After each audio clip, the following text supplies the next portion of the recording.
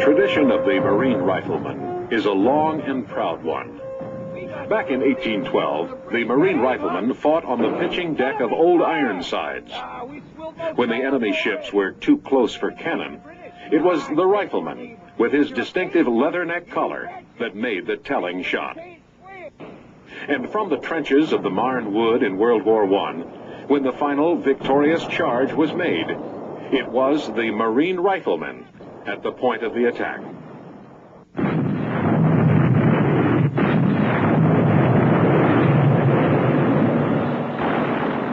On the beaches of the Pacific, after the planes and naval guns had done their work, it was the Marine Rifleman who finished the job and stopped the enemy's advance. On through the mass attacks and firefights of Korea and Vietnam, it was often the Marine Rifleman who was counted on to overcome heavy odds.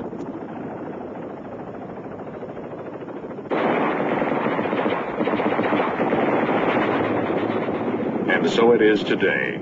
All of the sophisticated weapons of modern warfare, the missiles, rockets, battleships, and tanks, cannot replace the Marine and his rifle. That is why marksmanship is the Marine's most critical combat skill.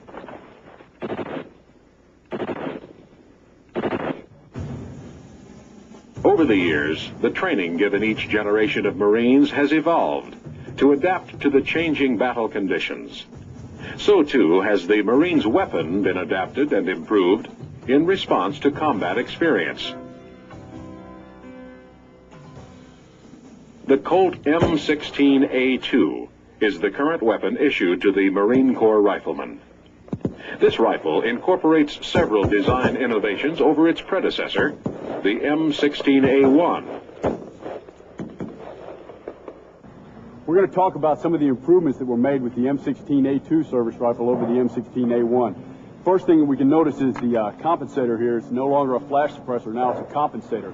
It compensates for the muzzle jump because the gases are forced straight up out of the top, forces the barrel straight down so you recover to your target more quickly. Also, the barrel's been had some weight added to it, so the barrel is heavier. The front sight you can see now is square instead of round. Should make it easier for you to acquire perfect sight alignment and maintain that perfect sight alignment through your well-aimed shots. The hand guards here are now interchangeable. The top hand guard and the bottom hand guard are the same, and they're round now with these grooves in it. It's going to make it easier for you to grip, and it's going to make it easier for you to deliver those well-aimed shots without your forward hand moving. The slip ring located right here at the back end of the hand guard is tapered now, so it's much easier for you to remove. If you take a look at the selector lever right here, you can see that we have the safety and the semi, look just like the M16A1, but now we have a burst feature, which allows us to fire 3 shots with a single pull of the trigger instead of going fully automatic. The pistol grip. A finger groove is provided on the pistol grip to help keep the firing hand from slipping. The buttstock of the M16A2 rifle has been lengthened about 5/8 of an inch to fit the rifleman's firing positions better and make eye relief easier. That is, the distance from the eye to the rear sight aperture. A new cartridge deflector design protects left-handed shooters and people next to the rifleman from being hit with spent casings. The rear sight on the M16A2 is adjustable for both windage and elevation. The rear sight elevation knob is graduated so that each click will move the bullet strike up or down 1 inch on the target for every 100 yards. You'll notice that the rear sight assembly has been marked in white to help the rifleman quickly identify the 0 settings. The short-range rear sight aperture, which has a larger hole, flips up and is designed to be used only at 200 yards or less and in low light conditions and moving targets. So you can see that's an additional improvement over the M16A1. What about marksmanship training? Why is rifle marksmanship so important, even though we're tankers, supply clerks, truck drivers, or administrative staff? Why does the Marine Corps insist that we qualify every year, no matter what our rank or assignment? Because no matter what we do in peacetime, Every Marine has the personal responsibility to maintain combat readiness. The most important combat skill of the individual Marine is proficiency with his rifle. And there's only one way you're going to be prepared: practice. Practice with the rifle means dry firing. The time you spend around a snap-in barrel can pay you big dividends when you move down range. You're going to discover your problems on the live fire range, but you're going to solve them with motivated time well spent around a snap-in barrel on a dry fire range.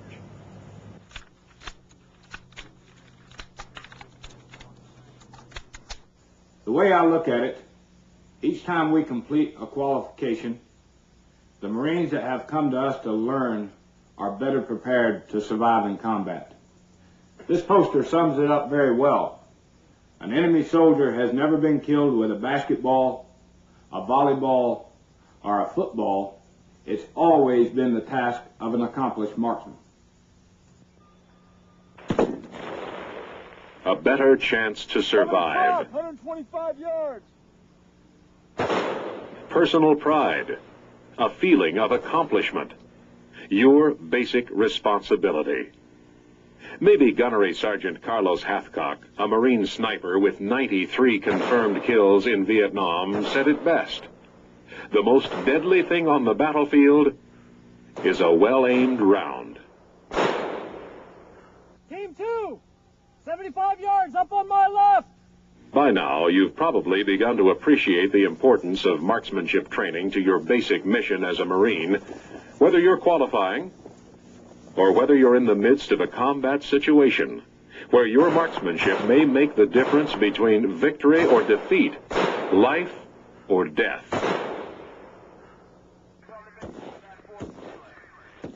So you have the right attitude, but that's not enough. What makes the difference between a Marine who shoots 3s and 4s and the marksman? It's knowing the basics. We're going to cover each one of the basics in detail in later programs. But for now, let's name them and hit the high points of each subject. First, there's basic shooting positions. Then, aiming and trigger control. Zeroing procedures. Effects of weather on marksmanship. And last but not least, care and cleaning for marksmanship. A good shooting position is designed to form a stable foundation to support the rifle. This foundation is essential for consistent accuracy. The first element of a good shooting position is bone support, so that little or no muscle is used to support the weight of the rifle. The next element is muscular relaxation. Undue muscle strain or tension will cause trembling, which will affect your hold. The third element is finding your natural point of aim. To do this, you get into a position, close your eyes for a moment, and relax. When you open your eyes, your rifle should be pointing at your natural point of aim. Now you can adjust your body to match. Another important aspect of good marksmanship is the proper use of the sling, which provides additional support and reduces recoil effect. 4 basic shooting positions are taught in Marine Corps marksmanship training. They are the prone position, sitting, kneeling, and the standing position. Each has a basis in actual combat situations, where you must fire accurately over various obstacles and terrain. The next stage in becoming a marksman is learning the basics of accurate shot placement. That means aiming and trigger control. Most marksmen agree on the best way to develop this important discipline: dry firing. There are 3 keys to good shot placement: sight alignment, sight picture, and trigger control. Sight alignment involves the rifleman precisely lining up the front and rear sights of the M16A2 rifle in the following manner. The center of the front sight tip should be perfectly centered vertically and horizontally within the rear sight aperture. If an imaginary vertical line were drawn through the center of the rear sight aperture, the line would appear to bisect the front sight post. If an imaginary horizontal line were drawn through the center, the tip of the front sight post would appear to just touch this horizontal line. The second key to good shot placement is sight picture. This sight picture illustrates the center of mass, or point of aim, point of impact hold, which is the only type of sight picture that will be taught during qualification marksmanship training. Trigger control is the third key to good shot placement. You should maintain a firm, consistent grip, independently moving your finger toward the rear without disturbing your sight alignment and picture. Whether at the range or in combat, the rifleman's mission can depend on his knowing how to zero his rifle. 83 plus 1, right? Plus 1. Got it? Windage knob set at MZ. By zeroing, or properly adjusting the sights on your weapon, you match your point of aim with your point of impact, regardless of external effects, such as gravity or weather. To hit your target under changing conditions, you must be familiar with several types of sight settings or zeros.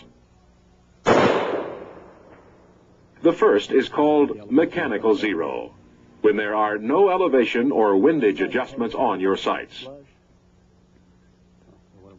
The next setting is called the initial sight setting, a starting point that should put your first 3 shots on the target. Your true zero setting will place your shots in the center of the target at a specified range. Finally, your battle sight zero is a predetermined sight setting that will enable you to quickly adjust your elevation to hit targets accurately at ranges from 0 to 300 yards when no wind is blowing.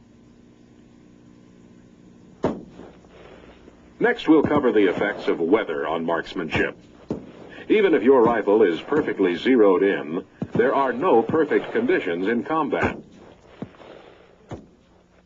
The marksman must be able to adapt to wind, heat, cold,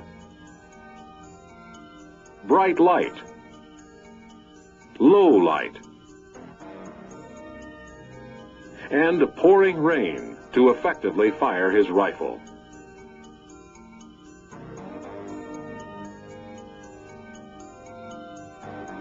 But there's no question that wind presents the greatest problem to the rifleman. To determine your windage adjustments, you need to be able to read the wind direction relative to your position and the velocity by learning to read the range flag using this clock system, or by observing drifting smoke and trees blowing in the wind. Finally, care and cleaning for marksmanship is essential to consistent accuracy. When you were in boot camp, you learned to break down and reassemble your rifle until you could do it in your sleep. And you learned the importance of cleaning your weapon to keep it functioning properly. Inspecting, cleaning, and lubing your rifle for marksmanship does 3 things. It promotes consistency, reduces stoppages, and improves your accuracy. Before you fire your rifle, you want to make sure nothing's broken, bent, or missing. Are the compensator vents facing straight up?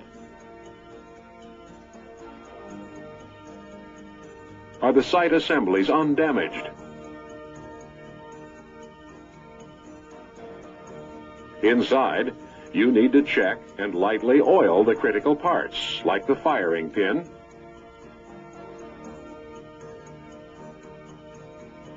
and the piston rings. Now you're ready for a successful day at the firing range with no unpleasant surprises. After you've finished firing for the day comes a second routine of cleaning, lubing, and inspection that will make sure your rifle is ready the next time. Remember to make your weapon safe first. This time, the emphasis is on cleaning. You swab the bore from the chamber to the muzzle. Clean the chamber, the lugs, everywhere there's carbon. Clean and lube the bolt assembly. And while you're lubing and reassembling, you check the critical parts again.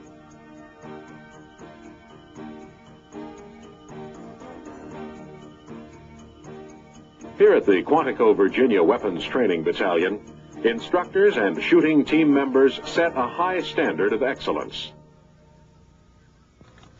Here's the line, ready on the right, ready on the left. From the school range, where Marines are reacquainted with the basics of marksmanship, to the live firing ranges, where training and commitment are put to the test.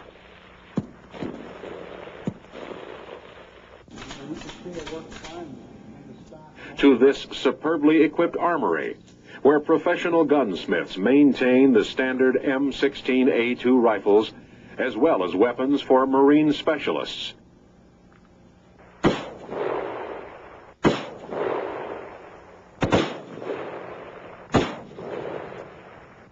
And for the Marine shooting team, who have won honors and awards worldwide for their expertise.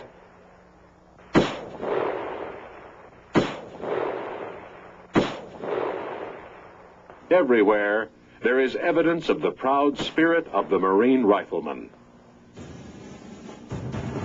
Throughout history, there has never been any secret to the Marine marksman's prowess. Just mastery of the basics. And each year, qualification is your chance to hone the time-honored skills of the combat Marine. And in the final analysis, you reward yourself, your corps, and your country by becoming the best marksman you can be.